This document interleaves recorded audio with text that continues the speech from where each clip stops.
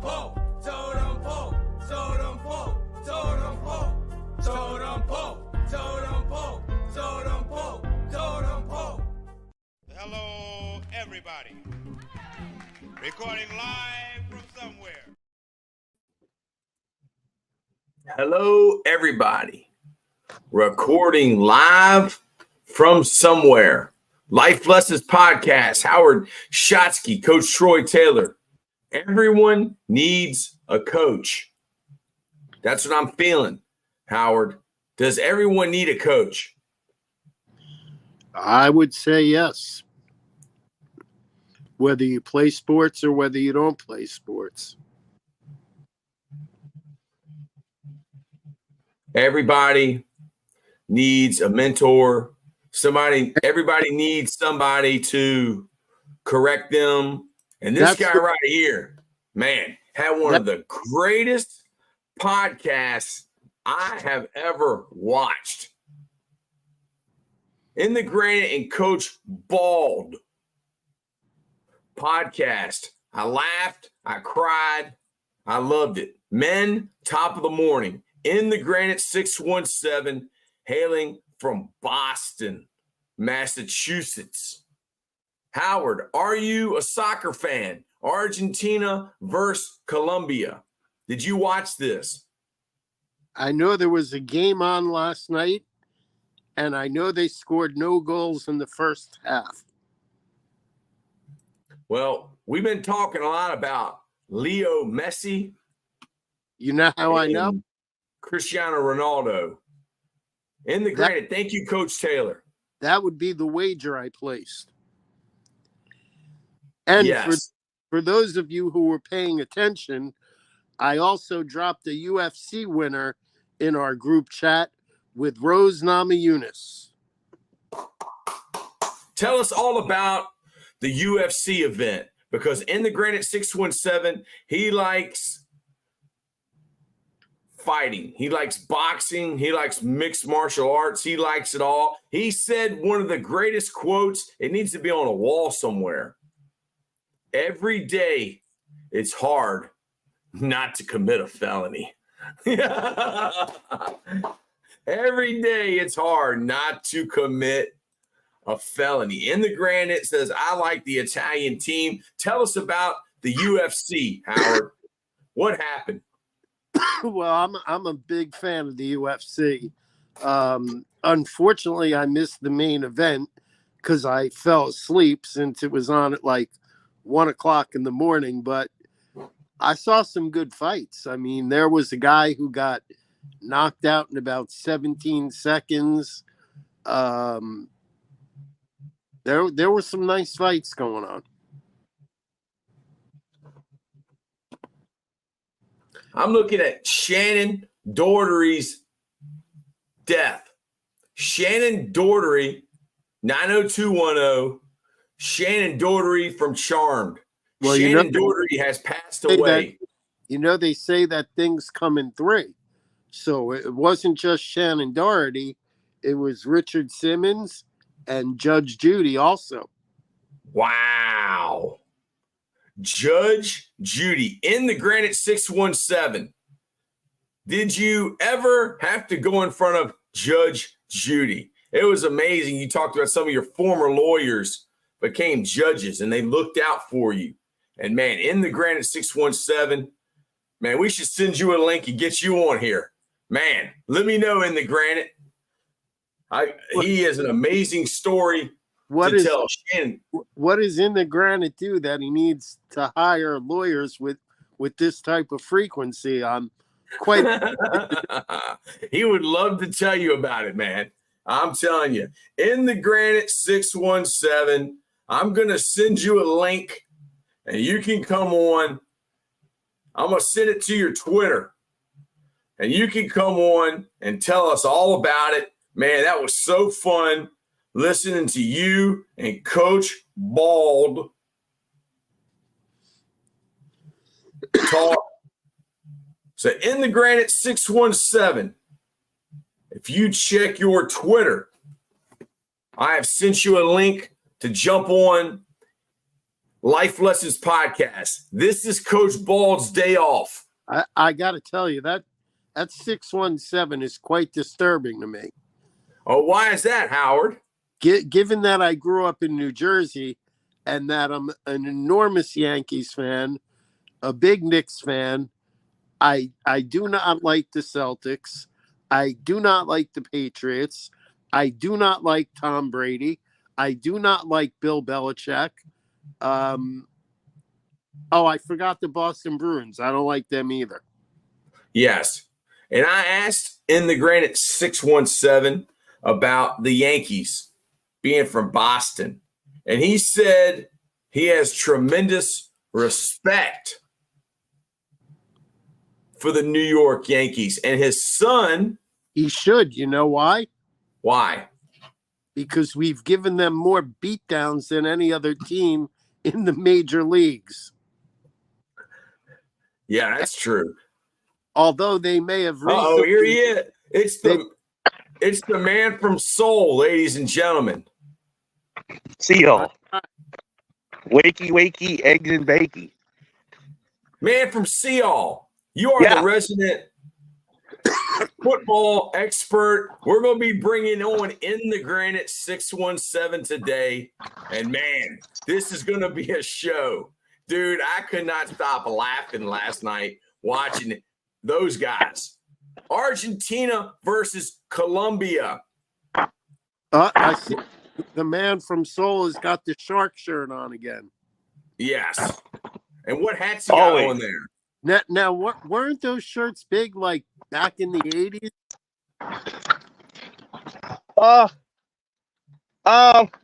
Are they making a comeback, or are you just wearing some very old clothing? I was wearing them in the 90s. In the 90s. Actually, I was. Yeah. I had on. Remember those pants that had the cuffs at the bottom?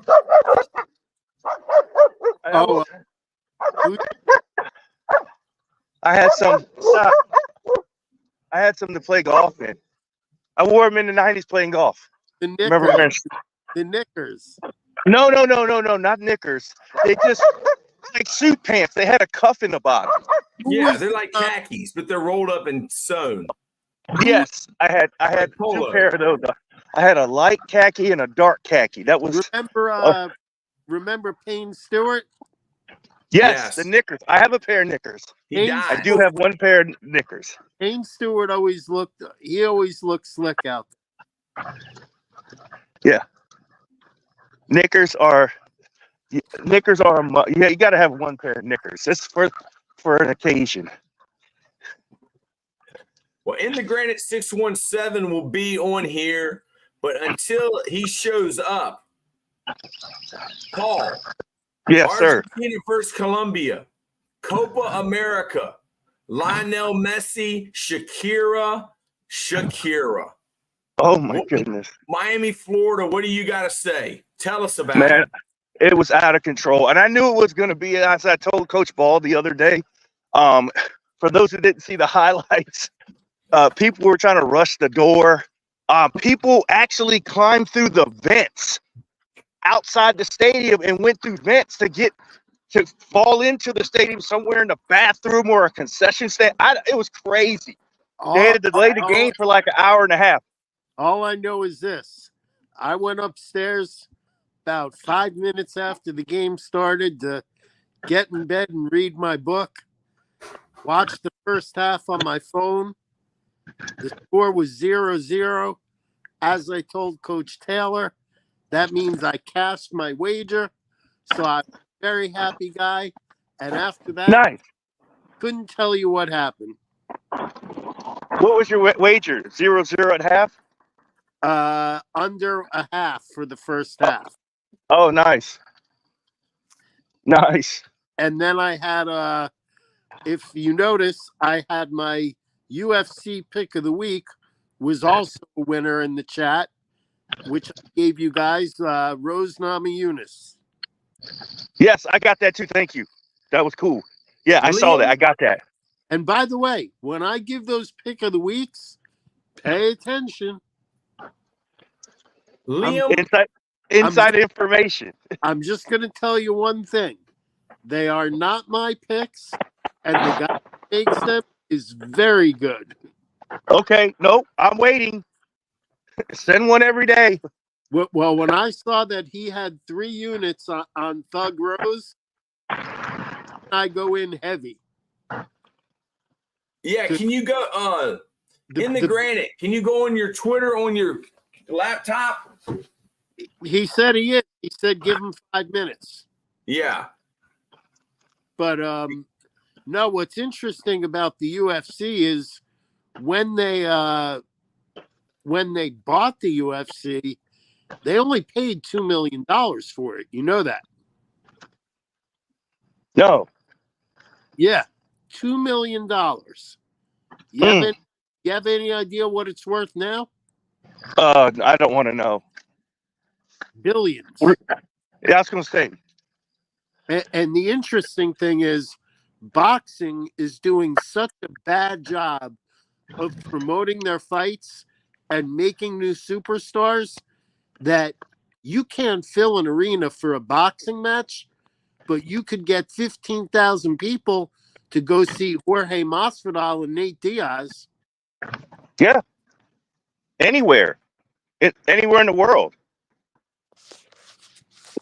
It's interesting to me how boxing has really gone downhill with the meteoric rise of the UFC. Yes. Why do you think that is? Why?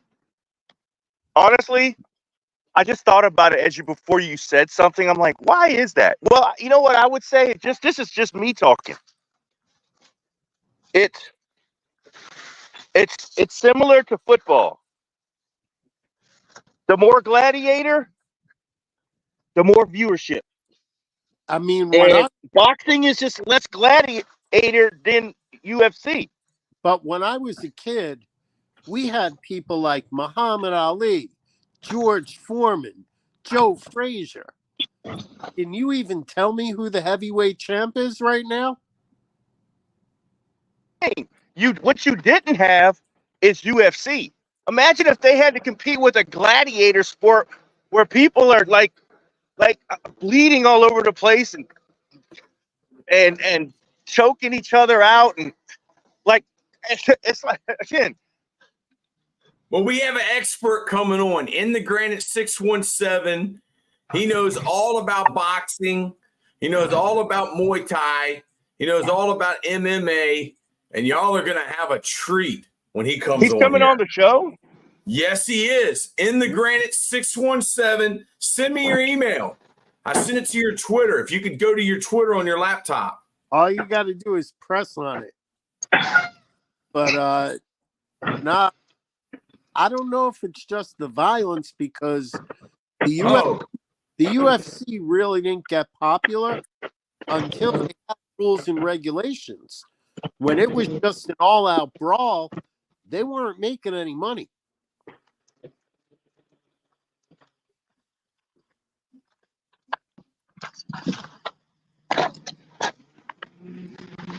And Troy, I don't know if you're a boxing fan. I used to be. Can you even tell me who the heavyweight champion is right now? No. I can't. In the Granite, you're hearing the DMs.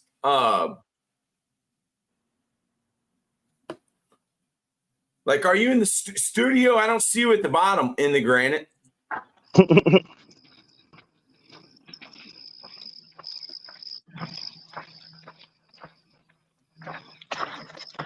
It's a very well-produced show here for our fans. I don't think we have any fans. These guys are teammates. Fans, you actually are fanatical about people.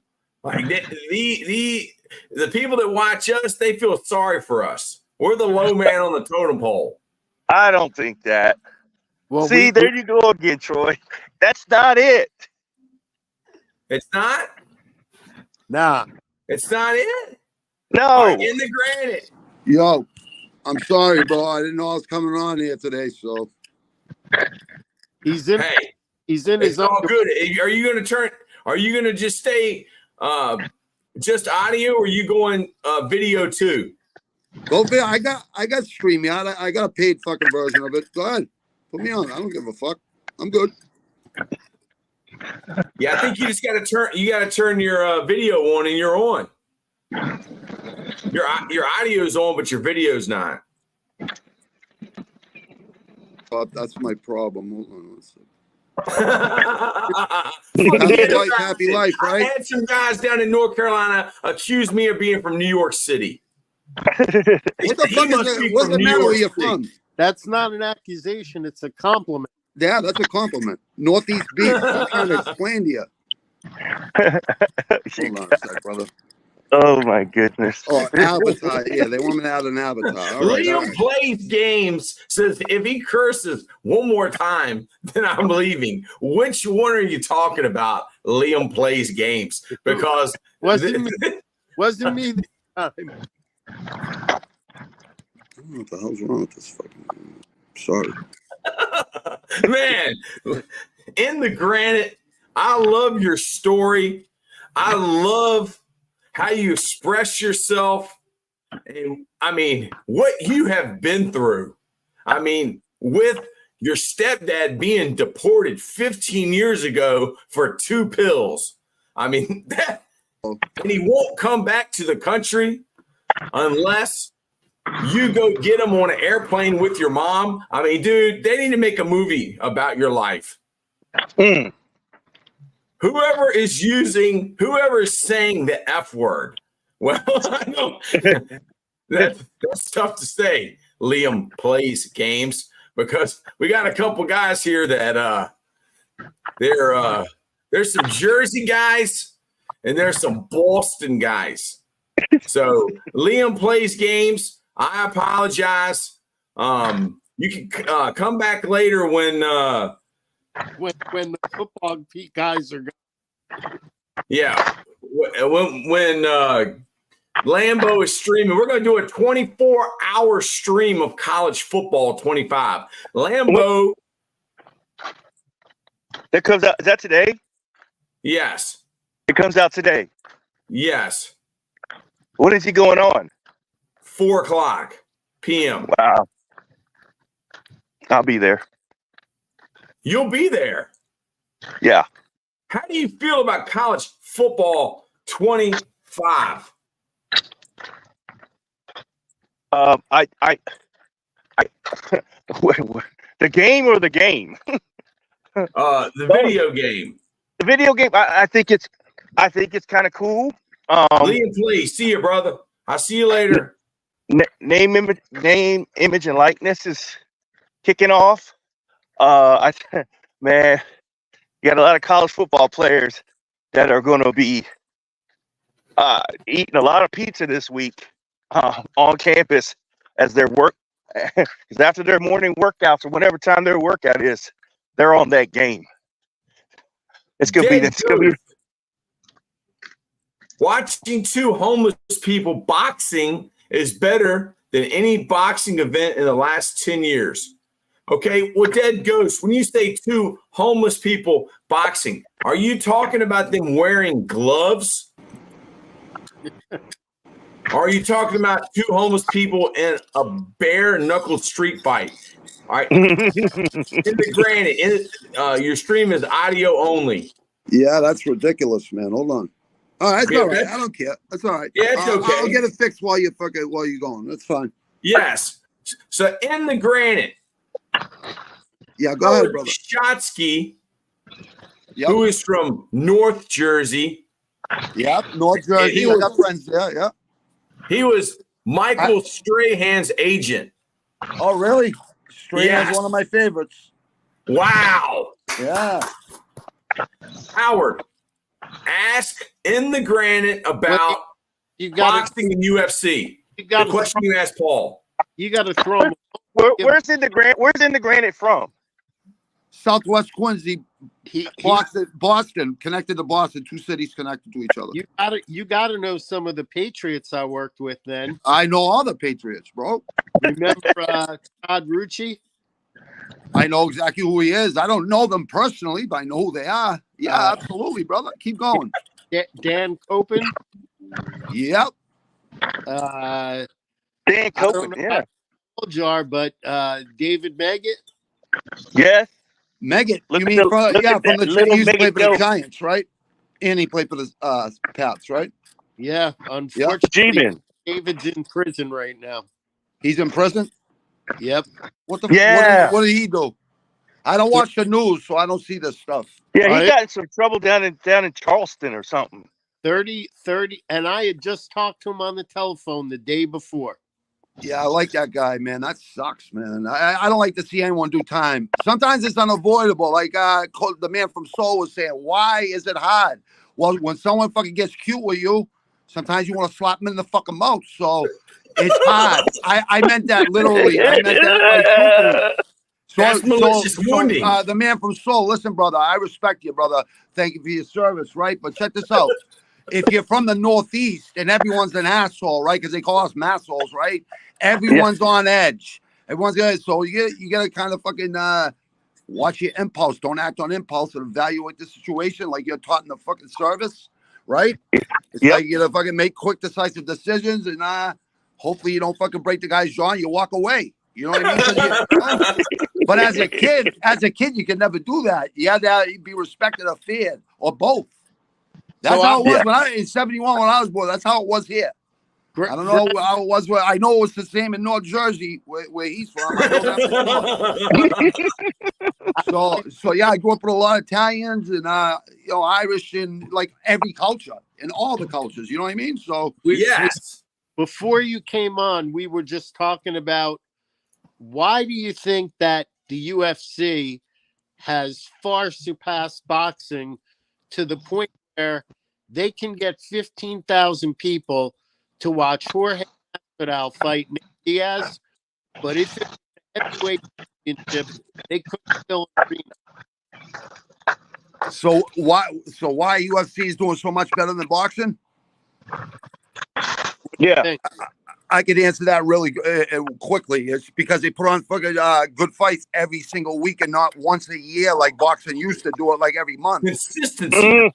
You know what I mean? When I was watching Hagler was my first inspiration. You know what I mean? When I was like 9 years old watching Hagler run and, say, who's the champ? I'm the champ. Everyone's looking at him like he's got 10 heads down the end of the cape. You know what I mean? And he'd isolate himself for 2 months. Yeah, boxing, elite boxing has the most history in our American history in the world. You know what I mean? If you're other than martial arts in China's been around 4,000 years or something like that, right? So obviously, I'm just saying, like, for popularity for American, America, it's boxing. But don't get me wrong, I love the UFC too. I've been watching since '93. I've been watching boxing since late '70s. I think it's just they put on fights every week. You know what I mean? So you're saying it's quantity over quality. Well, no, I wouldn't say quality all the time because even in the UFC, I like to watch the best people. You know what I mean? But I like to see the guys coming up and the ladies coming up too. You know what I mean? Why not? Yeah. Yep. Yeah. So it's I think it's quality. Yeah, I think it's better quality too. The UFC. Yeah.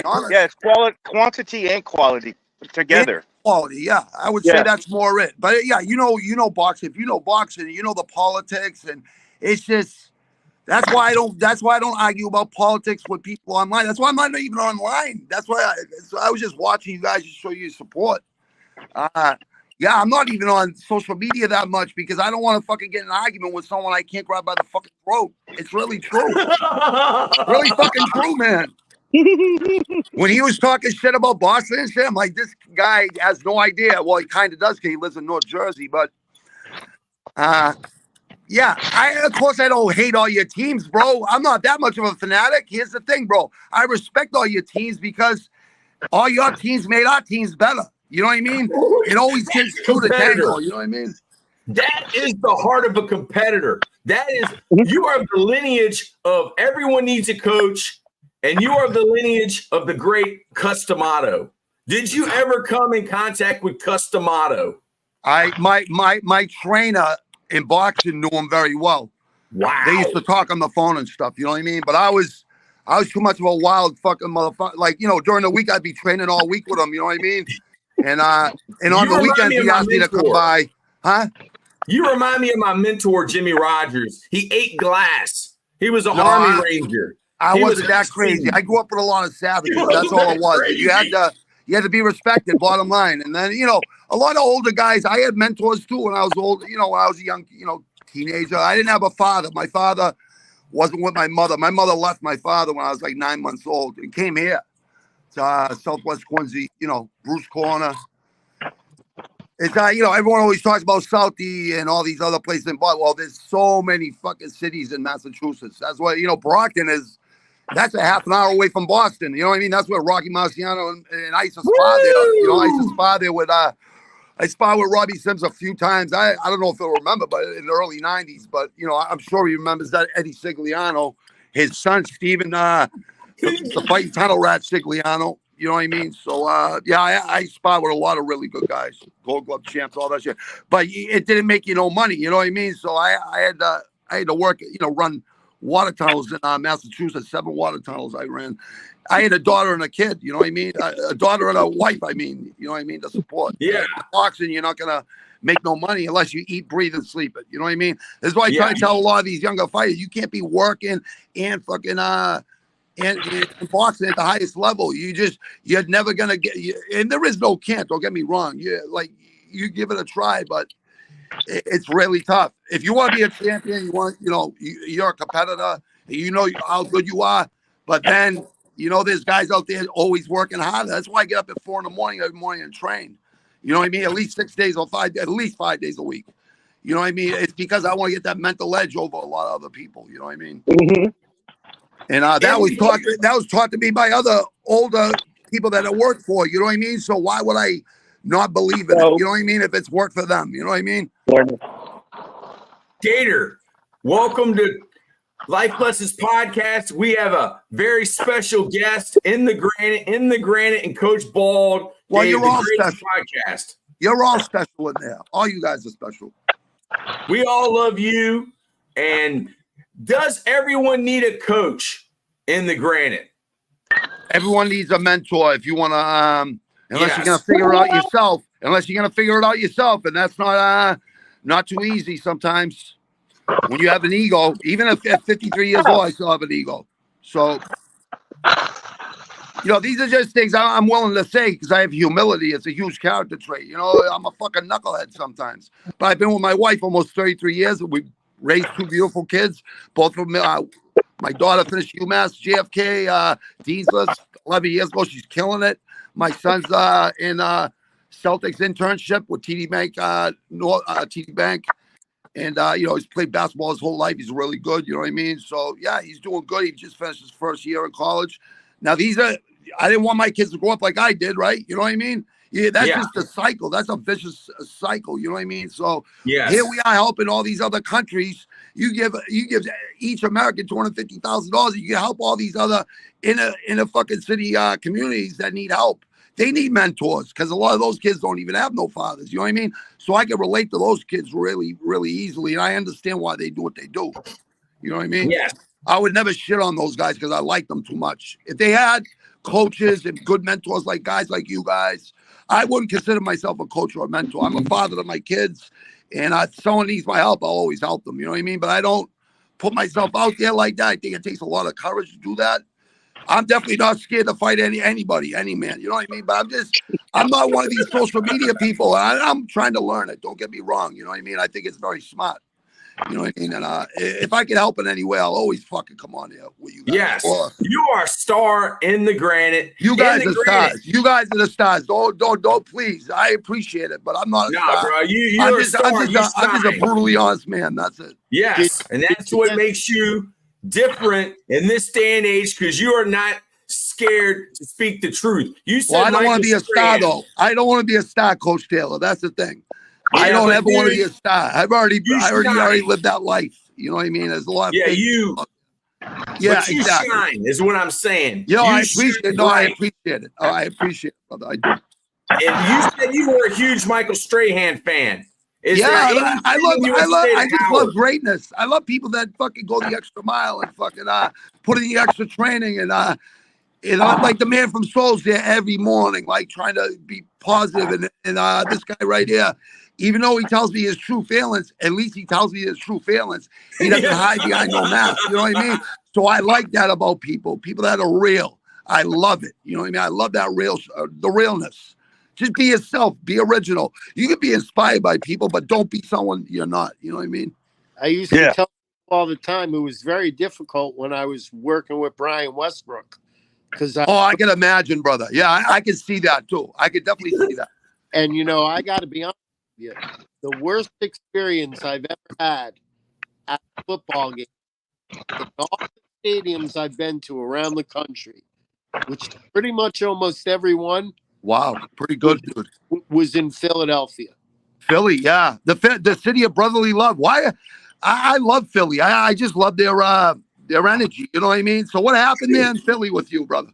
Well, Jersey is one thing, but Philly's a different story. Yeah, you're right. You're right. So I agree. I had two experiences up there. One, my first client ever is a rookie, and he's from South Jersey.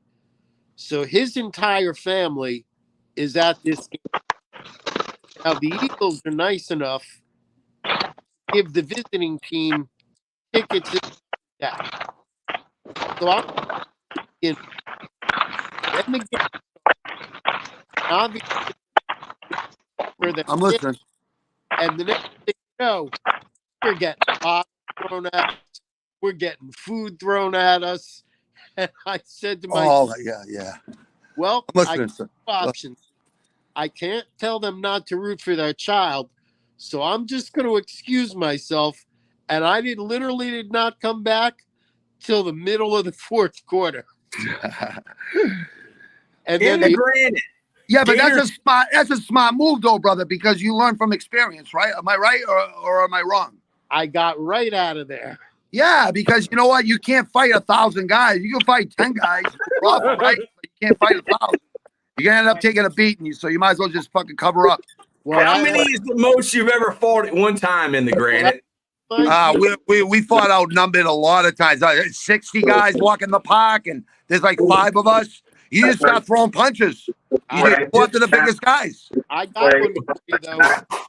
Have you ever seen anybody in person? Have I ever seen what, sir? Go ahead. Go. You cut out again. Have you ever seen anyone tased in person? Yeah. I've seen a lot of people teased. Some people can take it better than others. You know what I mean? Usually, I'm the only one that's seen that. And where I saw it was at a Jet game. And these two guys were sitting in the family section, and they were having a couple beverages. And, it's an unwritten rule in there that since people are trying to watch their kids, you don't stand up for like the whole game, Yeah. So next thing you know, these two guys are getting a little loud, and I'm kind of like in the granite. Yes. The last straw for me was when the guy turned and whipped his sunglasses at like a 65-year-old woman. And by the time I had already gone to get the usher that I knew to get them kicked out, because I told the guy, I said, listen, I'm telling you to stop now. I said, if you don't stop, I'm going to promise you. Now you got to remember, I'm only of about 5'6". That don't mean nothing, though. That don't mean nothing. You warned them, right? You warned them enough times, right? I got a big mouth on me. That's all right. That's all right. That's all right. I looked at him right in the face and I said, listen, if you don't stop, I promise I'm going to make it so you can never come here again. So they stepped to me, but what they don't realize is I'm carrying backup. I got 4 guys that used to play football for Hampton, and the guy that washes cars for the Jets is about 6'4", 290. So that would have been a bad mistake on their half. They took one step towards me, and then these 5 guys got up, and that was the end of the fight. That was the end of the conversation, huh? So I noticed, though, on the field, I see all the players talking and pointing up in the stands. So after the game, my client, who's now the D-line coach for the Broncos, says to me, goes, I must have seen you on TV a few times. I swear to God. "Oh, if you did, it was the one time where Strahan had a pick six against the Eagles." Oh, and, yeah. and gave me a big hug at the end of the game, and everybody saw it on television. But what they didn't see, I was only gone from my seat for 4 minutes, and some dirty Philadelphia Eagle fan stole my favorite Under Armour jacket. Oh, Jesus. I love Under Armour too. I love Under Armour jackets. I love them all. So I understand, dude. You have a good demeanor about you, brother. You know what, Coach Taylor and the man from Seoul, you guys are all coaches. This guy's definitely a good coach here too. Yeah. I like this. I like these guys from North Jersey. They're the same type of crazy Italians, paisans. I'm 30% Sicilian too, but more 60% Irish.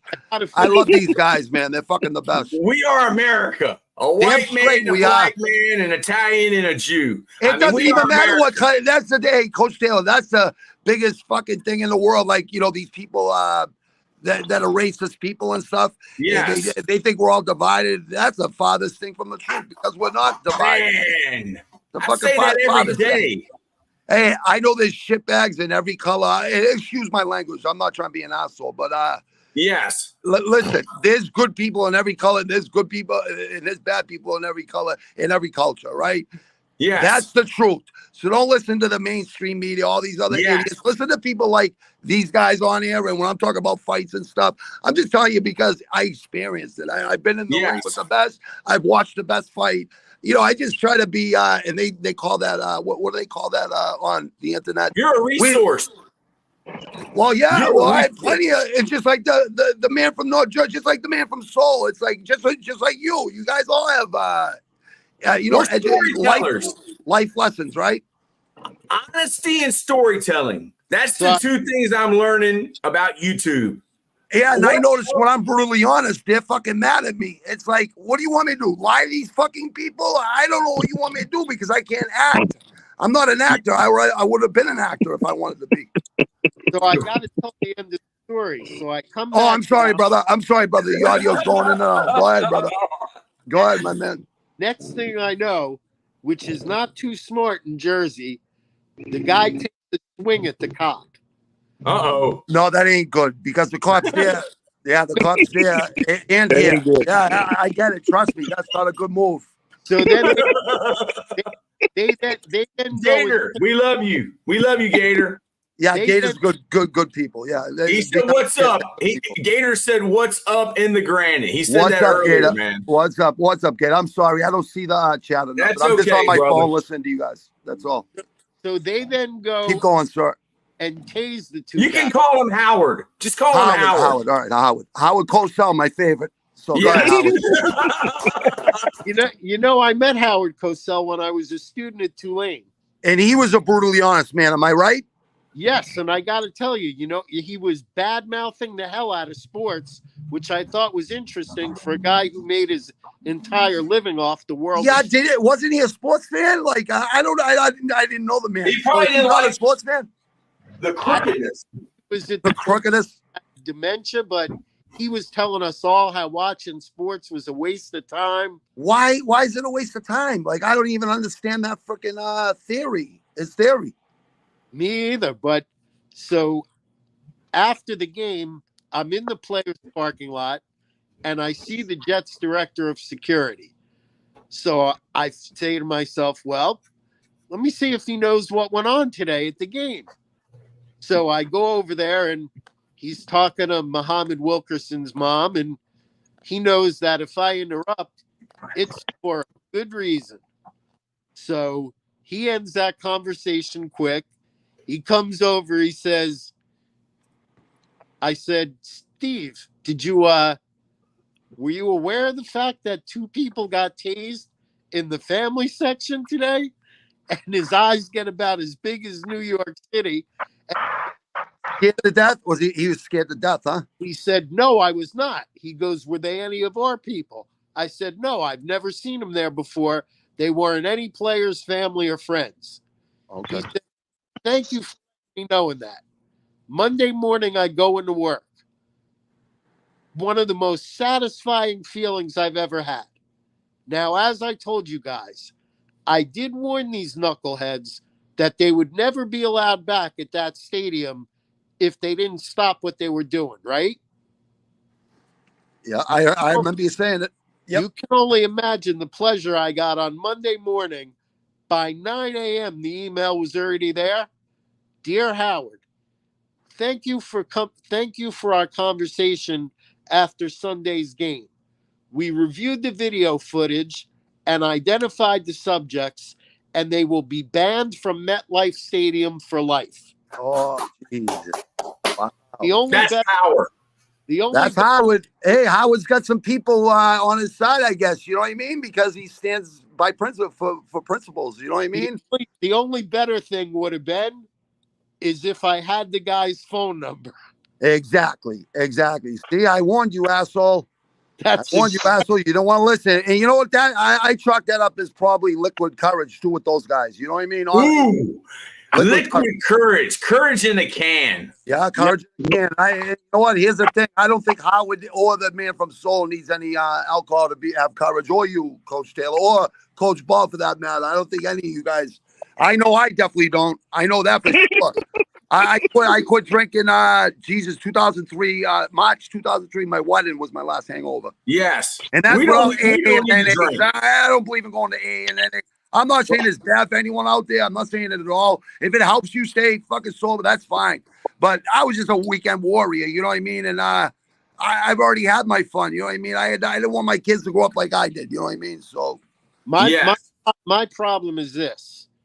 It's always the littlest guy who has the biggest mouth. Yes. Yeah, that's called Napoleon syndrome, brother. I know a lot of guys like that, Howard. It's all right. For the majority of my adult life, I've been surrounded by rather large human beings. And you know what? I bet you're tougher for that, right? So but I had the ability to talk without fear. Oh yeah, you should never have fear. No one should ever fear nothing. Like, I'm not talking about the law. I'm not talking about like being scared. Like, you know, I guess someone gets scared. I guess I just never been that type of person. I'm sorry. Like, honestly, I can't get scared, but I understand what you're saying. I understand it. And when you're smaller, it don't matter about the size of the man. The fight matters the size of the heart. Yes, Archie Griffin. You know what I mean? Honestly, look at Rocky Marciano. Look at Ali. Ali, when he beat Liston, he was only 188 pounds, 192 pounds. Man. 240. He dropped. They called it. They said that was a fixed fight. No, it wasn't a fixed fight. Ali wasn't involved in fixing fights. No. There's a few. You know, we know the bad characters. And listen, the fight game is just the way it is. If you could make a lot more money off a good guy losing, and then he comes back and just does, you know, it all depends. You know what I mean? It's politics. It's politics, and that's why I don't fucking fight about who's the president. They're not running shit either. They're not running shit. That's what people are gonna stop fucking arguing. I see people argue online. I actually, it's like amusement. I'm like, these people are so insecure. They're so insecure. I would love to meet these guys in person. You know what I mean?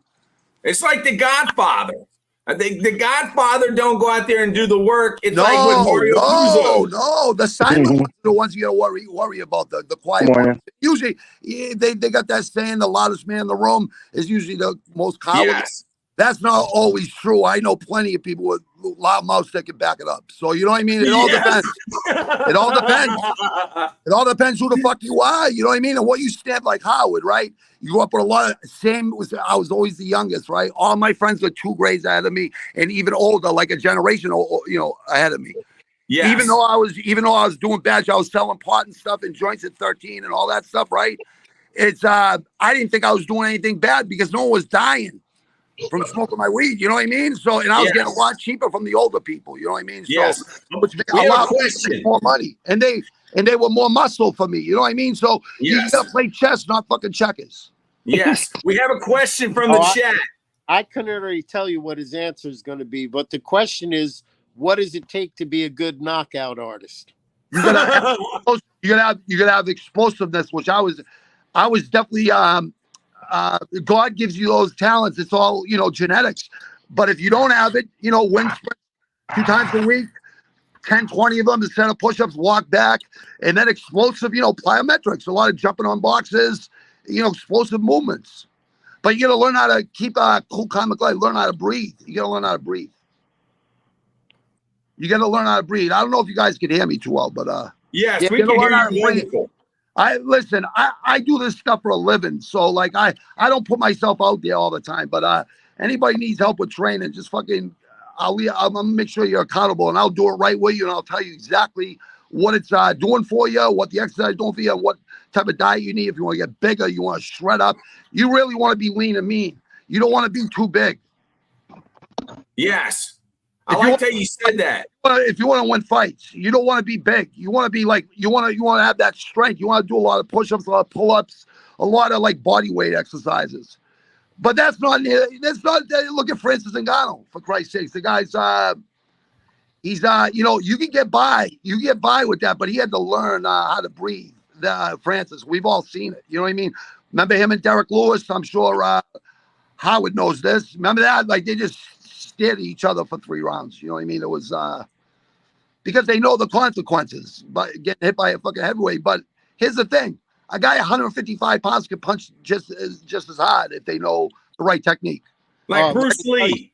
Did you watch the fight a couple weeks ago for the BMF belt? I never miss fights, brother. I watch like boxing and MMA all weekend long. That's why Mondays I have off. You know what I mean? So, yeah, of course I watch. Well, did you watch this week? Of course I did. And anytime I can get the GOAT at -225, I'm going hard. Who's your GOAT, brother? Because like John Jones is my GOAT. And I get shit for it all the time. I gotta yell. I got people fucking call him, John Jones. He did coke. I did coke and all that shit too. So how you start, how you finish. I sold coke. John, so you know what I mean? I sold cocaine before they started putting poison and killing people. You know what I mean? Jones is the male GOAT. Who's the female GOAT? Oh, the female GOAT is well, that was Shevchenko, right?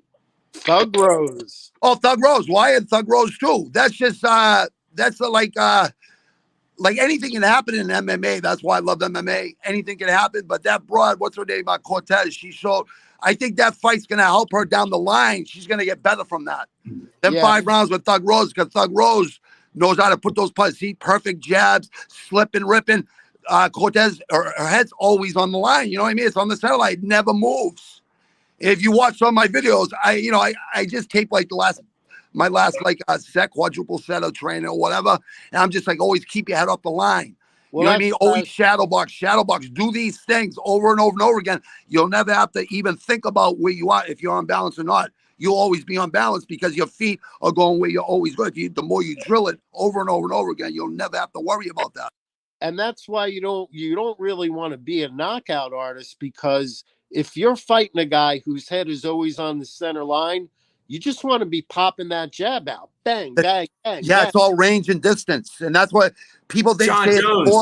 No, people say no, but I'm talking about like way back. Look at Muhammad Ali, how good he was from distance. And then he showed he could take it too.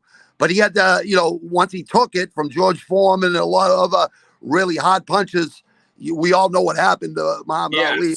Cassius Clay, because God bless his soul. That guy, what he did inside the ring and outside the ring, they took 3 years of his prime. He said to the United States government, I love the USA, right? What did he say? Come on, Howard, you know this. The Vietnamese never called me the N-word. Yeah, those guys didn't hurt you. Those guys didn't hurt me over there. You guys hurt me. I met him at the Super Bowl. It was sad. Wow. Yeah, it's sad to see him when he's like that. Yeah, when he's Parkinson's and all that, because my grandmother had that, and it made me sad too. You know what I mean? Yeah, somewhere I got to find it, but I did get his autograph that day. Muhammad Ali. Everyone can learn a lot from Muhammad Ali. You know why? Because he showed courage when most people would have fucking folded. You know what I mean? Wow. You know what I mean? I don't like people that fall. Hey, listen, I'm not against you if you don't have courage or whatever like that. I'm not against you. I'm not gonna say you're a bad person. I'm just saying I'm built from that cloth where you just never take shit from nobody. Never. You know who else we can learn a lot from? Go ahead, Howard. George Foreman, because he made about $50 million off that goddamn grill. Yeah, you know what? He was a bully. He used to be a bully. He had all yes men in his corner because they were all scared of him. And then he found God. You know what I mean? So I love George Foreman. That guy. Hey, you're right. The George Foreman He grill. lost it all and got it all back. He also what? He lost it all and got it all back. Yeah, he got it all back. You know what? And you know what that was all about? Just attitude change. He made more money from that grill than he did fighting. Oh, yeah, absolutely. Because in his era, what a lot of these guys don't understand, those are 15-round fights. And they were fighting almost every month sometimes. Look at what some of the guys, some of the relatively unknown guys in the UFC, they only get 10, 15 grand a fight. Yeah, you know what? I think they get paid a little bit better. I think Dana White pays them a little. I think he pays them all a little bit better. It's just what they're just not smart enough to do the right thing with their money. And we all learn these things in life when you're younger. You know what I mean? I made probably millions of dollars as a teenager, but I partied like a rock star. I went to a lot of concerts.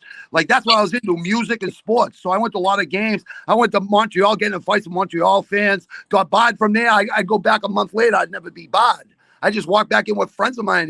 It's all friendly. You know what I mean? Until it gets violent. It does get violent in the 80s and 90s. It's all friendly until it gets violent. It used to get violent in the 80s and 90s. These days, not as much. Not as much. It's all friendly until it gets violent. Hey, listen, with cops here, listen, 3 guys died in a cell for being tough guys. You know what I mean? Here's the thing, right? Like, all they have to say is the cameras weren't working. You know what I mean? And listen, I'm gonna tell. If there's kids, I think there's more younger people in your chat, right? I'm pretty sure. Here's the thing. Yes. Here's the thing to think about. All right. Here's the thing to think about. All the young kids. All right. Because that guy, one of those guys that died, I knew him, and his older brother was a general foreman on a lot of tunnel jobs, and I was like his steward. You know what I mean? And my business manager's steward, problem solvers, because you got a lot of ex-cons on fucking tunnel jobs. You know what I mean? A lot of people don't want to do that work. It takes people with balls. You know what I mean? Courage. And he called the chief of police. He goes, "You're a dead man." And he hung up. And he knew exactly who was fucking calling him. You know what I mean? He never sent the cops after him because the cops didn't even want to come after him. They were scared of him.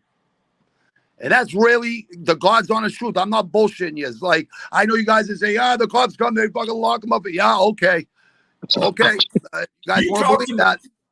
You talked about how the cops had respect for you because you never ratted your friends out. I never sold out people that. Yeah.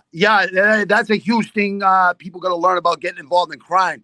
If you're getting involved in something that's illegal, and you don't know the consequences, and then you fold, like the worst thing you could be is not loyal to people that are, been good to you. Guru.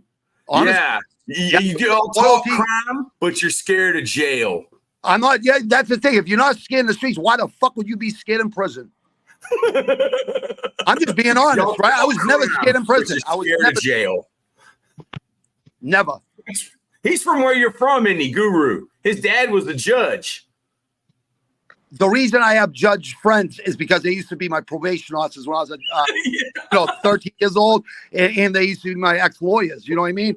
Because the halls of justice are paying a green. If you don't pay for your lawyers, you're gonna get fucked every time. This guy's doing right now doing life for shit they didn't even fucking do.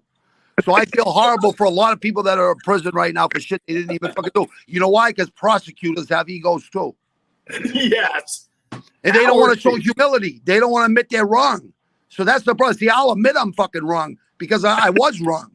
I was doing the community a disservice, even though my community was all down for it, actually. So, like, it's just a few people, you know what I mean? But those few people were actually right, you know what I mean? So I'm like, you know what?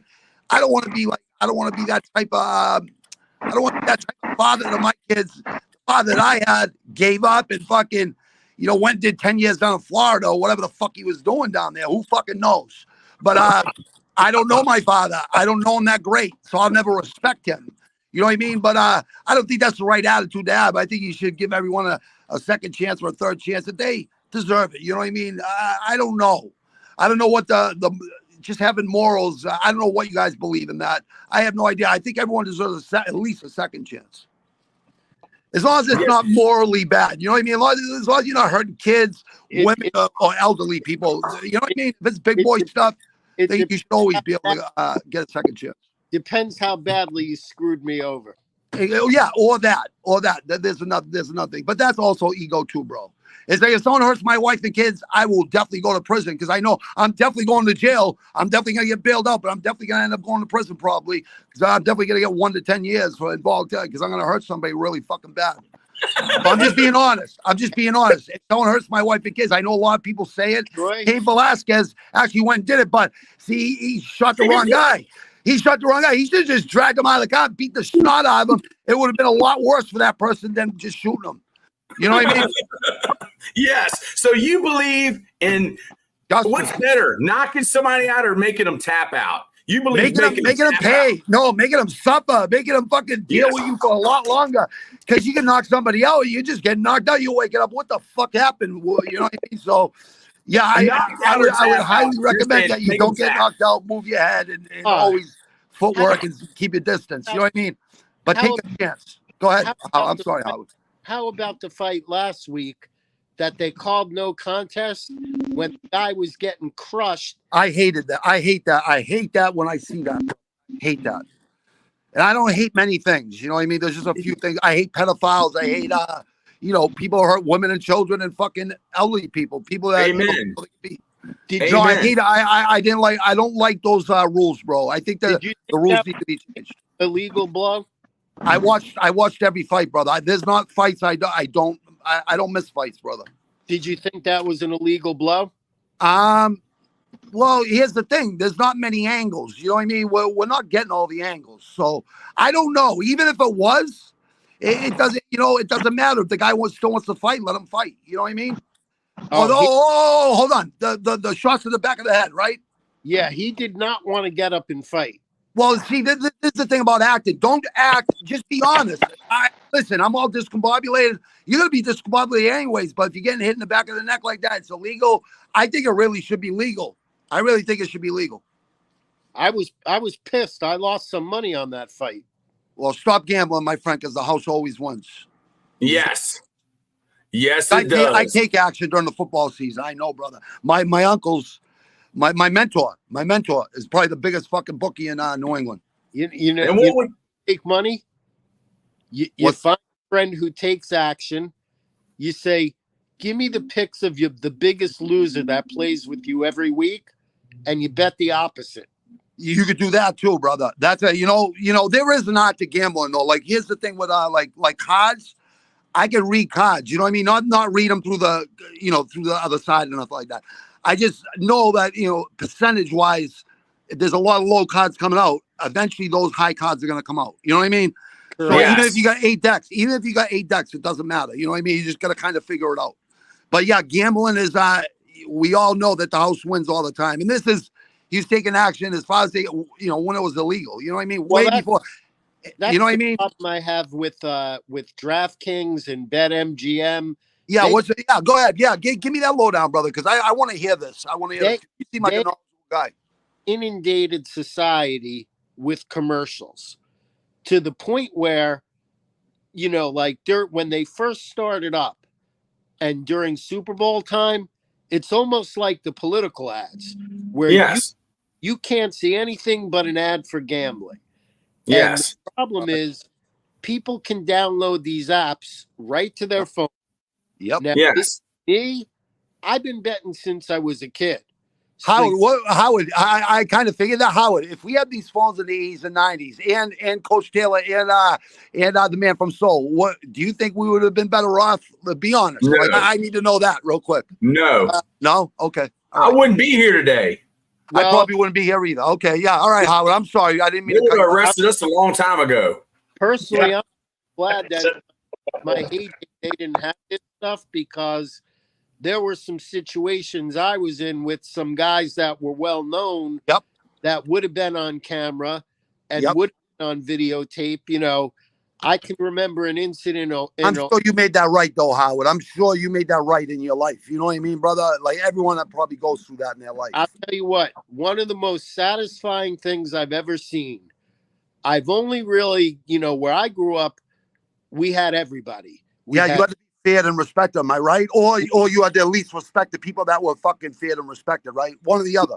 Jews, we had Italians, we had blacks. Yep. So I had never really experienced racism or. Neither did I. Yeah, that's why it's so silly to me. That's why I always try to talk about it. You know what I mean? Don't fucking, you know. I'm Go ahead, 20 Howard. I'm sorry. 24 years old, and I'm in Alabama for an all-star game, and I call upstairs to take my client out to dinner, who's an offensive lineman from Penn State.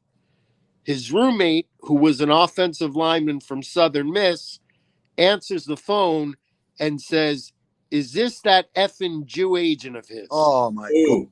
Now remember, fuck? I'm only 24 years old. Listen, I know plenty of really good Jewish people and plenty of good Eh. people. I'm already down. I'm just not down with it, but go ahead. No, come on, Howard. The It guy doesn't surprise me. It don't surprise me. said that was 6'6", 320. So I didn't really do anything about it. But about 10 years later, Karma, right? we're at a charity football camp, and everybody's had a few beverages, so everybody's liquored up, nice and liquored up. Liquid coverage up, right? We are in a family restaurant. I don't mean that about you, Howard. Obviously, He don't drink. I'm making Howard a, don't drink. yeah, I'm making a joke. Yeah, go ahead, brother. I was drinking, but not as much as they thought, because Exactly. I'm going drink for drink with the Minnesota Vikings offensive line. Every 5 minutes, I'm going into the bathroom and throwing my drink in the toilet. Smart man. Smart man. So, Smart man. Well, he knows what he's trying to accomplish there. Not trying to, keep everyone in line. And or in a plant, yep. So the next thing I know, we're doing karaoke, and the song "Bad Bad Leroy Brown" comes on. I love that fucking song. Hey, listen.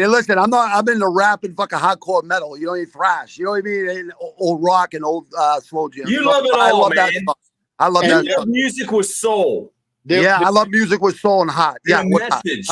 There was an offensive lineman, and Troy might know him because he's a big offensive line guy from Tennessee named Bernard Daphne, who was a rather high round pick. Yeah, he's up there. And a rather large human being whose hand was like the size of my head. You gotta be careful. So this unnamed racist goes up there and starts putting Daphne's name in. I'm glad you're not putting his name out there. You're a man of principle. I like that. He comes back to the table and Daphne says, "Cut that shit out." And he goes, "F you, I'm just playing around, Yeah, Relax. you're playing around until you're not playing around. Listen, I told you, do that again, you're not going to like what happens." Exactly. So, of course, what happens? He goes and does it again, right? Of course he does. Yeah. He sits. Now, remember, this is the guy who called me an effing Jew. Humble pie, right? He sits back down at the table. We're in a booth. Daphne's arms are so long, he don't even have to lean forward. He just goes, remember how I said, just throw that jab right out? Yep. Whap! Breaks the guy's nose. There's blood everywhere. People in the restaurant are freaking out. Now, imagine if that was during the era of cell phones. Oh, you'd be the worst guy on the planet. That would have been on Sports Center that night. And you would have been the worst guy on the planet, right? Like, oh, whatever. Perceived by the media as the worst guy on the planet, but they don't know the whole story. It would have been my fault. Yeah, but they don't know the story. They don't know the whole story. Yes. But there were no phones and no cameras. I immediately went into action. Yeah, but the phones we had were push button and rotary. So the younger generation don't have no clue. And by the way, I should have left the guy there, but I was nice enough to tell the one guy with a car to take him to the hospital. Howard, you're a man of principle right there. Right there. I admire. He's trying to protect his money. Well, it doesn't matter why he's doing it. It doesn't matter why he's doing it, but he did the right thing. He did the right thing, though. I tell you, though, the thought of leaving him there with his nose gushing blood did through my head. Yeah, I get it. And you did it. You did it, right? So we were gone in 60 seconds. Of course. Good. Of course. Because that's when you find out how real motherfuckers are, when it gets real. And then you find out who folds. You find out who folds. Tell in the granite. He's a coward. I'm glad you didn't mention his name because that just shows me the type of guy you are. Right off the bat. Dignity and self-respect. You know what I mean? So you don't even have to mention his name. That's awesome that you don't have to do that. I love that, man. I really do. Howard, tell in the granite a little bit about what you've been through over the last year. It's been a tough year and a half for me. It's been a tough 6 years and 5 months for me coming off all the pain meds and breakthrough pain meds and Xanax. So I can feel your pain, brother. That's fine. It's all right. After my back surgery, they tried very hard to get me addicted to opiates. Yeah, same with me, brother. I'm going through the same exact thing you're going through. They had me on oxymorphone for 5 years. I was on them 17, brother. Oxycontin, oxycodones, and Xanny bars, and I came off them all myself. Off the methadone after 11 months. Finally, I decided that's enough of this shit. They're not even helping me anymore. Thank God, brother. Thank you. Because I lost 70 dear friends plus because they went to the garbage after that, and they're all dead now. I got off them in 1 week, cold turkey. Good for you, my man. Good for fucking you. Yeah, that's so hard to fucking do, too. People have no clue. People have no... Howard, me and you got really strong mindsets. That shit will test your fucking will more than anything because you have the flu 10 times over every day.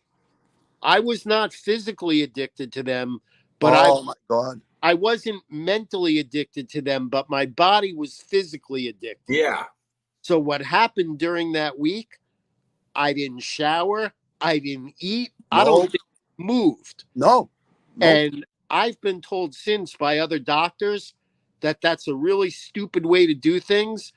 Yeah, but the doctors will tell you, listen, I'm not even going against the doctors either. Listen, if you know you can do it through your mind and through, yeah, it might not be the fucking best way to do it.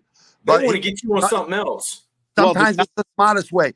Because if you go to, I didn't go to a fucking a program or nothing. Like, you know what I mean? I felt like for the first time in my life, I feel like I've been ripped off by somebody because I know that guy got a lot from fucking Purdue Pharma off of my fucking skin. I had to get like bi-weekly prescriptions. So, I'd love to slap this guy in the fucking mouth, right? And say, give me $100 grand because I know you're getting over that for fucking prescribing me as much as you did. I couldn't get it every month because I had to get it bi-weekly. It would have been in the thousands. I used to go for my appointments. The guy didn't ask me how he was doing. All my stuff was legal. That's why I don't hold it against the guy. So I never felt more like I was doing a drug deal in my life, though. Oh, it's legal drug dealing. That's exactly what it is, brother. Yeah. It's legal drug dealing. They don't get in trouble. Like I did time for selling cocaine, right? But they fucking Rick Ross, that kid Ricky Ross, right? And the Rick Ross rapper that used to be a sheriff, now he's a gangster rapper. It's like there's so many phonies out there in this world. He's a CIA. So Ricky Ross, he didn't even know how to read. He went in the prison, fucking learned how to read, flipped his case. That guy, I love Freeway Rick Ross. Doesn't Rick Ross own Wingstop? I have no idea, but I just know he's a fugazi. I know that for sure. Yeah. How the fuck are you a sheriff and now you're a gangster rapper? So it's like kids look up those gangster rappers, and if shit got real, that guy guarantees running. I guarantee. They're all feds. Hey, and not just him either. Drake is the biggest fake. He was a Disney kid. Now he's a gangster rapper. If you didn't grow up in the streets, you cannot fucking spit fucking any gangster rap. Yes, dude. I'm sorry, you just can't. All they are is actors playing a part to create an agenda to divide our country and to hold people down, man. It's terrible. That Drake picking up a beef with that kid Lamar. That kid Lamar grew up in the loves it. Yeah, he's actually really good. He's actually, and I don't even like a lot of the this younger generation rap. I like some of it, local guys and stuff like that, because it keeps them out of the streets. You know what I mean? So he loves it. Yeah, and there's nothing wrong with it. It's a culture. I love Public Enemy. I love NWA. I loved all those groups from back in the 80s. So, yes. You know what I mean? Like music, at least they turned it. Like Dr. Dre was never no gangster. Eazy was the real deal. He put his illegal money to a positive thing. You know what I mean? For Dre and all those other guys. So just to let you guys know, the kids out there, the truth. You know what I mean? Way before the movie was out, I knew all this shit. So, you know what I mean? Like it's Howard.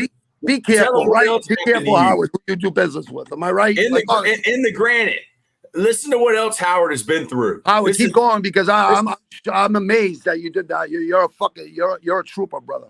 Well, that was, that's just the chronic pain that I got to deal with, which I go through it every day, brother. I'm Training sure, helps it so much, just to let you know. It helps. I'm sure you know what it's like. That alone will drag you down. In the operations, even worse, brother. Once you let them allow you cut, I never allowed them to cut me. I got disc from my neck, all the way down to my back, to my tail, going different directions. The worst decision I ever made. Yeah, and I wish I could have fucking talked you out of that, when you got that done. I would have said, don't have it done.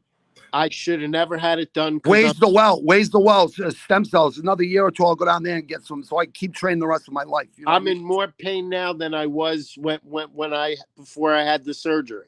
All right, do you smoke cannabis? Because that's the best thing for inflammation on the planet. 100%. Thank you, because that's all I've done since '83, and I knew when I was a teenager, selling that stuff wasn't bad. I knew it was Randolph Hearst, who owned Hearst Communications. It's like the mainstream media these days.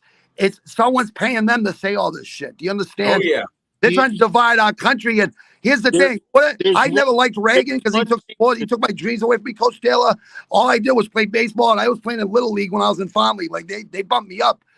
And that's all I ever wanted to do is play sports. That's all I ever did. And that's when I moved to, 12 blocks away from here, where, everyone's selling fucking pot and fucking acid, mescaline, cocaine, has everything, right? But here's the deal. Those kids, right? And even me, I just had a single mother with a brother and a sister on welfare and shit. So I knew I wasn't getting nothing from my mother. So I had to go out there and get, fucking do what I had to do. You know what I mean? For myself. How you live. But I was with a lot of other people that I liked. Well, but I liked all these guys. They were just misunderstood. You guys know why marijuana... No, go ahead, Howard. I'm sorry. I didn't mean to cut you out, brother. I didn't mean to cut you out. You know why marijuana is not federally legal? Because of William Randolph Hearst. That piece of shit. You said it before. Big Pharma makes millions of dollars off people. It can't be natural. Yeah, and they never do time. They never have to deal with the responsibility for it. No, the consequences for their actions. What they give like $6 billion, they made like an $80 billion or something like that. So really, they're still in the profit rate. It was a drop in the bucket what they had to give up. Exactly, and here's the funny thing about that, bro. Peru Pharma, like they hire people to go get friendly with these doctors and their kids. And they bring them out to dinners, they give them fucking cruises and 100,000 in an envelope every year. And the people that suffers, like guys like me and you, Howard. Absolutely. Sounds just like war. Oh, and the war is definitely on. They just don't have a fucking clue. They have no clue because I'm going to war with these motherfuckers, and not through the fucking legal system either. I mean it. Like I'm gonna go see this guy in his face. Like down in Florida, down in Tampa. He retired to Tampa. I know why he retired. He was scared. He's scared. Like Dana White like acts like a tough guy down there. Where I'm from, right here. My mentor got that same car. I was there right with him, and he was there with an AR-15. I was there with his 45, the first one that I ever earned at 15 years old. And when they came to the door, when they came to the door, they walked away. They go, "Oh, we can see you got your insurance," and they walked away. They never came back again. But Dana White got on a flight 2 hours later. Boom, see you later. Scared to death. So there you go. That's my idol right there. I like Dana too. As a bit, you know what? He did the right thing because those guys would have killed him. They definitely would have killed him. Do you know what they paid for the UFC? I know, $2 million, $3 million, $40 million. Yeah, because I remember the guy. He goes, I don't even know if I'm going to be able to pay these guys fucking salaries. $2 million. Now it's worth what, 48 billion or something, But Dana we got to give Dana White a lot of credit. He worked hard for that company and made it what it is. I'll never down talk the guy. I'm not down talking him. I just don't like when he acts like a tough guy when he's really not that. You know what I mean? He's not that. No, he's not that. And he shouldn't act like that. When I see him being humble, I love seeing him humble. You know what I mean? Yeah. It just makes me respect him even more. You know what I mean? You know those guys who say, I'll fight anytime, anywhere? Yeah, but they're full of shit. Well, how about the motherfucker who actually did it? Yeah. What's his name? He trained with Gaethje and Hoffman, Usman. Vegas. The name Ige. Yeah, Danny Gay. I love that kid. I love that. Danny Gay at 11 at night, the night before, and said, "Will you fight for us?" Damn straight. Woo! Give me the time, and I'm sure they gave him a bump in pay too. No, sure they did. Or they wrote him a nice big check. Yes, they did, brother. And he should get that nice big check because he stepped up and acted like a pro when it was time. He A saved pro. that. He saved that card. He saved that card, and he fucking did. You're right, Howard. You're right, Howard. He deserves so much. You deserve a lot of credit too, Coach Taylor. So do you, and the man from Seoul. I love that the man from Seoul and Lambeau too. And let's break it all down. Be honest, right? Be honest, right? That the man, Coach Ball, like what him and his wife does for people, it's a trickle down effect. That's why there's a chain of command. And I'm sure Coach Seoul, and I'm sure Howard knows this. It's very important to have a chain of command. Very important. Amen. Listen to your mentors. You know what I mean? Listen to these guys that are telling you life Everyone stories needs a that coach. are really true. That's what I used to tell all my clients all the time. Howard, tough times don't last. Tough people do, and you're one of the tough ones, brother. I respect you so much. In the granted, he hasn't even gotten to the worst part. He hasn't even gotten to the worst part yet. All right, go ahead. All right, go ahead. I'm sure these younger people definitely want to hear this. Go ahead, Howard. There's a guy I used to work with who still calls me, and he ended up flaming out his free agent year. He played for the minimum, and I told him, I said, if you had only just not fired me and not taken that cash from that other agent, remember that lunch we had where I told you I'd make you $40-50 million? Exactly. I said, I wasn't kidding, asshole. Yeah, don't take the quick fix. Wait for the long. It's going to keep you good for the long haul. You know what I mean? Right, Howard? Don't blame your back injury, because if you had been working out in the off season like you would have been if you were my you would have never had that back injury. Instead of just going home and smoking weed with your boys, you wouldn't have had that back injury. Well, even if you still do that, you can still train every day, and you'll be you'll be good. You can smoke weed, that's fine, but make sure you get all your shit done. You know what I mean? So you kind of earn it. You know what I mean? Make sure you're always disciplined, and make sure you got to do what you got to do all the time. Listen, the fans have no idea how many guys in the league smoke, and they don't smoke to get high. No, pure pain relief. Yeah, I don't even smoke weed. I always smoked it for medical for like mental reasons and stuff like that. It just made me a lot more calmer. Even when I sparred in sparring, I used to think, don't smoke before I spar. One of my trainers said, Bobby, you should just smoke before. You'll be a lot more relaxed, more cool, calm, and collective. You ain't gonna be trying to kill these guys. No, he was right. I had one client whose son now plays also and is a big star, and he called me up one day and said, listen, bro, my sciatica is killing me. Where can I find those gummy bears at? Yeah, where can I find? And even those, right? This is what people don't explain to people, Howard. Eating cannabis is 10 times stronger than smoking it. So you're gonna feel like you're tripping or whatever, and people don't know how to deal with that. It's like before people trip or whatever, you're not hallucinating or nothing. It's ego death. Ego death, and that's why I can't wait to smoke the toad. Like I actually do shrooms.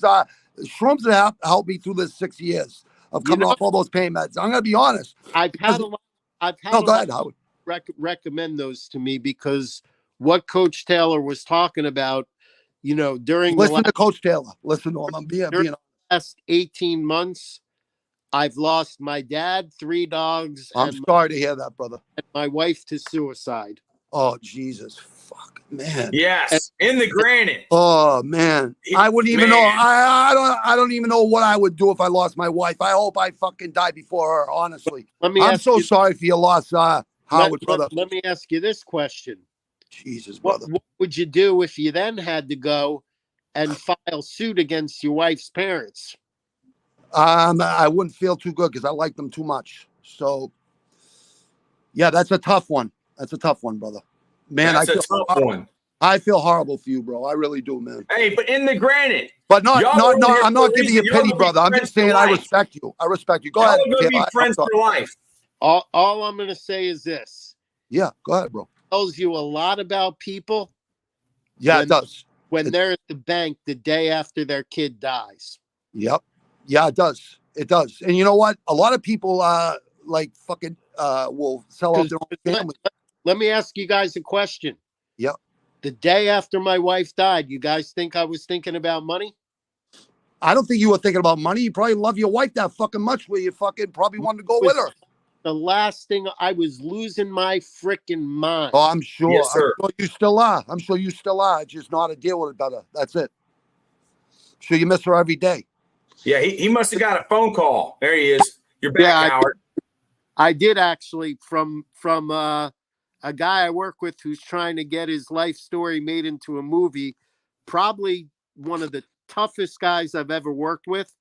You can see on Facebook, there's a clip on him. He was the first Buccaneer to return a punt for a touchdown. I think I know who you're talking about. Yep. And NFL Films came out. They literally rented a hotel room 1 mile from my house to do this interview. Yeah. And I know they did it as a favor to him.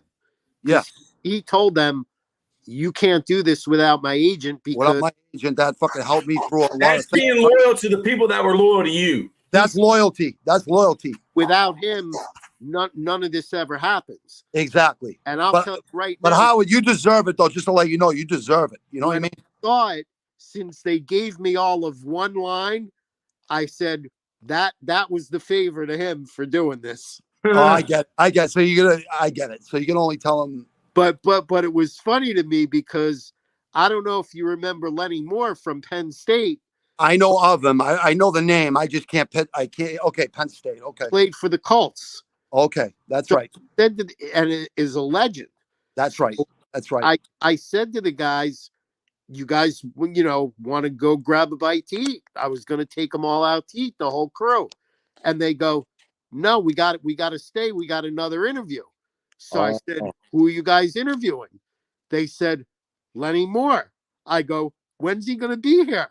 They go, about 5-10 minutes. Oh, shit. I look at my wife and my friend. I go, I don't think we could make it back and forth. So I could go home and grab my Penn State mini helmet. But we are going to wait so I can grab a photo. Damn straight, brother. Damn straight. You guys are huge football fans, all you guys, right? Well, that's how I made my living. So yeah, no, I understand. Yeah.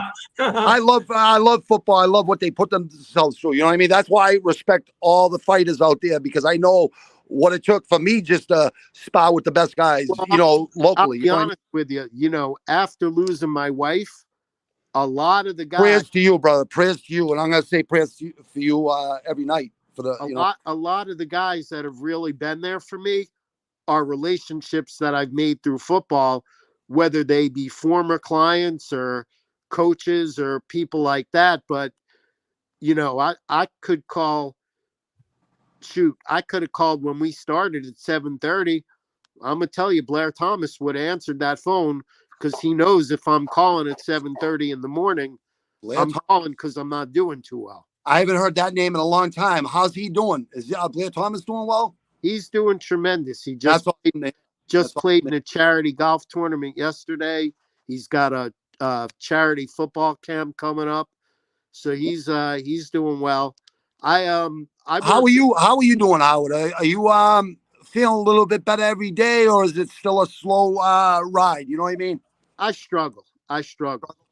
Anytime you want to call me, brother, and you need to once we press end, yeah. Whenever we do, y'all can exchange phone numbers, because y'all are friends for life. Howard, anything I could do for you, Now, the biggest thing, I'll be honest with you, the biggest thing I struggle with is anxiety. I could talk to you about that too, what I do. So, you know what I mean? I'm sure we got a lot in common, you know what I mean? And I respect you a lot just from what you said, being with humility. And not only that, like telling people your real life story is. Yes. Yeah, see, I always, people call it cringe and stuff because you're confident in yourself and stuff like that. I try to tell people you need that confidence. If you don't have that confidence, you're never going to be shit in your life. Well, I'll tell you what.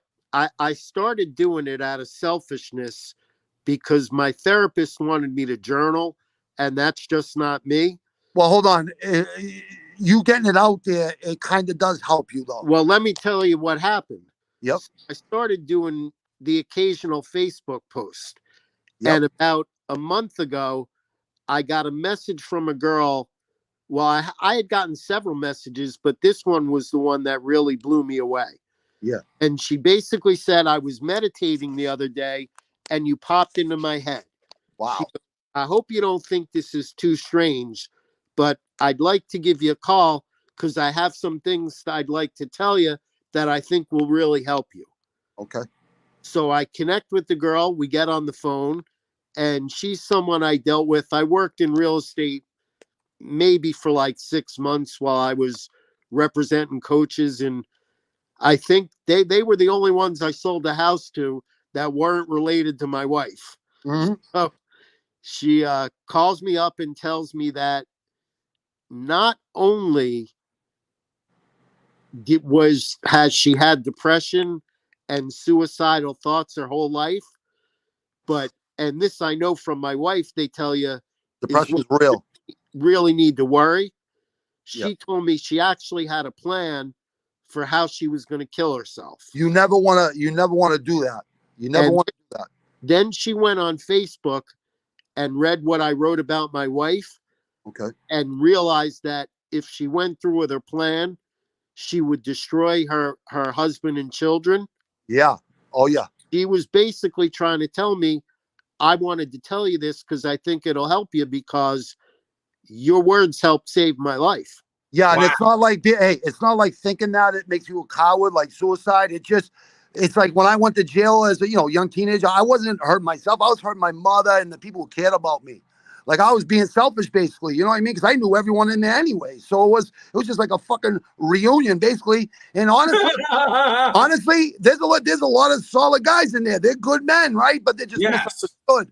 So I'm not ever gonna shit on those guys. I'm not gonna shit on people that fucking like you see people get sober and they call junkies, but they were a junkie. It's like hypocrisy. Yes. It's like Johnny so fucking, Cash, yeah, it's bullshit. the man in black. Howard, you're a fucking inspiration, brother. I'm glad you inspired someone like that. You should get him with your podcast. I'm glad you're still around. Whatever he wants to do. That's my problem. I don't like asking people to do things they're not comfortable doing. You know what I mean? I'm not. I'm I'm too stupid. Coach Ball said, like in a year, a month from now or something. He said, I'm too busy. I go, no problem. Whenever you want to do it, brother. I just wanted people to see, Coach Ball went through some tough times in his life, and look how good. It's not how you start, how you finish. You know what I mean? And man, this guy, Howard, man, Coach Taylor, you have a good way with people, or the man from Soul or whatever, both of you and Coach Ball, whatever. You guys just make a great fucking team because Howard, you got a lot of fucking courage, my man. I respect you fucking so much just from listening to your story, brother. And I know you're not lying. I can tell. Yeah. And I don't mean that in a joke. I'm just trying to break the fucking tents. You can feel his pain. I can definitely feel his pain. I feel horrible for him. But I know he's a strong man. I know he's a strong man. I know he's gonna get through this. You can't make this shit up. And no, you can't. You can't. Frankly, stuff that when I was growing up. No, I hope you don't think I would thought that at all. No, I respect you because you are fucking being honest. You know? I don't know anybody other than myself and people that I've met since my wife died, but I don't know anybody that's lost anybody to suicide. Yeah, I think there's a lot of suicidal. I mean, I think they're struggling right now. A lot of people out there with mental health issues. You know what I mean? And it's not even their fault. You know when we were kids. Let shit get to them. And here's the deal: when you lose someone you love, that's a whole different story. Your soulmate, you know what I mean? Like if I lost my wife, I don't even want to think like that. But you know what I mean? I'm just being what if. Thank God it's never happened. I don't think it ever will. But I would really like to go before her. You know what I mean? Like honestly. That's but what you went through, bro, like all at once. Man. Like that takes a strong human being right there, man. Honestly, a strong human being. I was very glad that my dad, a strong man or a strong woman, whatever whatever people identify. I know you don't identify. YouTube gives me a hard time because I'm too old school, I guess. I don't fucking know. But Coach Taylor, it's amazing how you do this, brother. I give you a lot of credit too, because this guy, I would love to talk to this guy off here. You got it. We're gonna get his phone number, man. You're gonna talk to him whenever you want. Howard might call you at 5:30 in the morning. Morgan. Yeah. In the Granite is the best. Isn't he, Howard? He knows a lot about boxing. And he knows a lot about UFC. And Stargrove, what's up? Yeah. Hey, I love you guys. I'm gonna end this, and y'all are gonna How do I get in touch with you, Howard?